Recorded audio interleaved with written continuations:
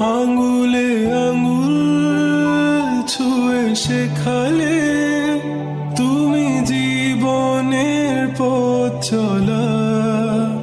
নিজে না খেয়ে তুমি খাওয়ালে, শেখালে কথা বলা।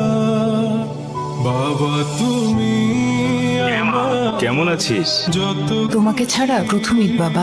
কারণ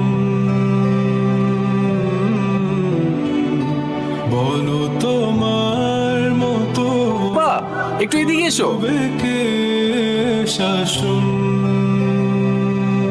বাবা বাবা তুমি আমার বেঁচে থাকার কারণ।